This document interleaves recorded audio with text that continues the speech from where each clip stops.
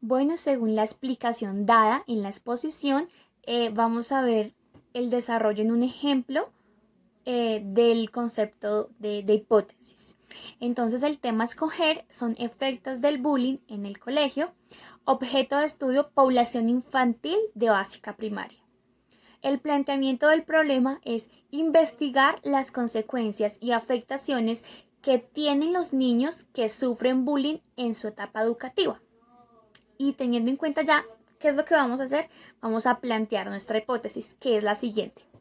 ¿Será que los estudiantes de básica primaria que son víctimas de bullying son más propensas a desertar en sus estudios porque se sienten amenazados por estos ataques? Entonces ya tenemos la hipótesis y como estaba en la explicación de las diapositivas, entonces vamos a hacer una pequeña delimitación que consiste de tres cosas: tiempo, lugar y características. Entonces el tiempo sería la jornada educativa, esa varía, depende si estudia en la mañana o en la noche. El lugar sería en la instalación del colegio, pues bien sea donde surge la problemática, en el salón, en el patio, los corredores o a la salida del colegio. Y características del sujeto vamos a delimitar, entonces serían niños y niñas de 6 a 14 años, estudiantes de básica primaria y que son seres sensibles y vulnerables. Entonces esas son como la delimitación. Entonces vamos a hacer el experimento para poder saber si la hipótesis es cierta o si no es cierta. Y si llega a no ser cierta, pues igualmente eso será como un aprendizaje, un preconocimiento para poder volver a hacer otra hipótesis con diferente enfoque en la educación. Entonces la experimentación sería una observación participativa donde vamos a interactuar con los niños, conocerlos un poco mejor, observar, digamos, no sé, cómo se comportan en sus clases, si tienen miedo, si tienen, sí, cómo se comportan.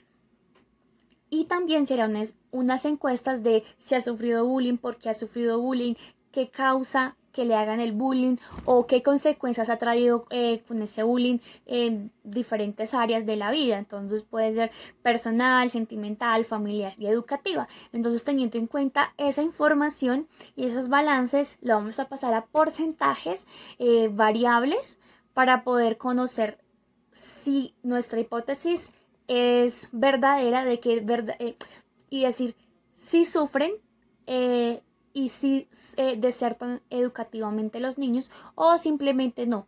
Se hace una superación, un apoyo psicológico y ya. Las características de las hipótesis son muy importantes, pero nombraré algunas. La primera, siempre que se revise el marco teórico, se debe proponer la hipótesis, pero que tenga relación con el marco teórico.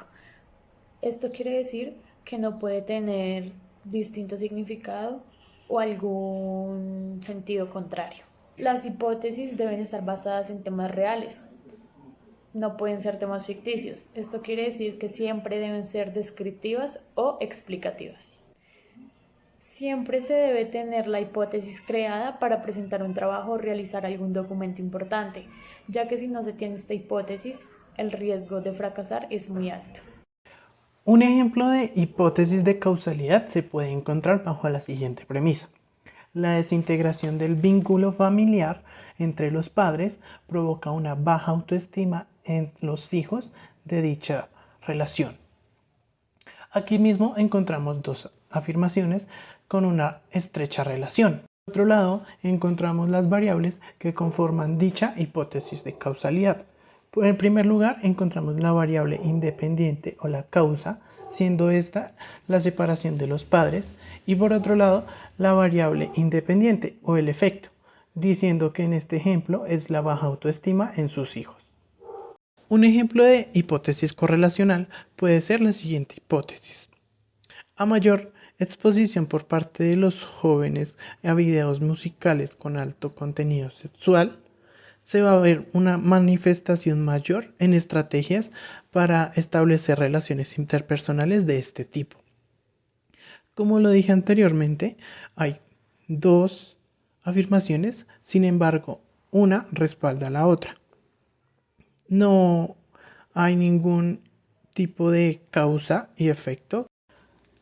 Sobre hipótesis nula podemos dar el ejemplo en el cual un investigador quiere investigar, valga la redundancia, sobre el salario mensual que reciben las personas en una ciudad determinada. Entonces, él mismo dice que, bajo su hipótesis, dice que el salario que ganan las personas puede ser 1.500.000 al mes. Al momento de que él empieza a realizar y avanzar los mismos estudios, se da cuenta de que esta información no es del todo clara y que el salario no es 1.500.000. Aquí se puede decir que esta hipótesis es nula. Un ejemplo de hipótesis nula podría ser que si tomamos como estudio la hipótesis alternativa de que en un pueblo de 20.000 personas la estatura promedio es de 1.70 metros y tomamos a 50 personas como objetos de estudio, la hipótesis nula debería ser lo contrario, que la estatura media no es de 1.70 metros. Pero si esas 50 personas que tomamos como prueba o como muestra resulta que están en el 1.70 del promedio, significa que podemos descartar la hipótesis nula y confirmamos la hipótesis alternativa. El ejemplo que acabé de dar de las 50 personas, si resulta que de estas 50 personas ninguno, o sea, no están dentro del promedio del 1.70 metros, lo que pasaría es que no estamos negando la hipótesis nula y tampoco estaríamos afirmando la hipótesis alternativa, que es lo que se quería hacer desde un principio. Pero esto no significa que la hipótesis nula esté correcta, pues, aunque estas 50 personas no están en el promedio, si se pudiese hacer un estudio general a las 20.000 personas, posiblemente esas personas sí estarían en el promedio. Entonces, esto también nos llevaría a decir que tampoco podríamos comprobar la hipótesis nula.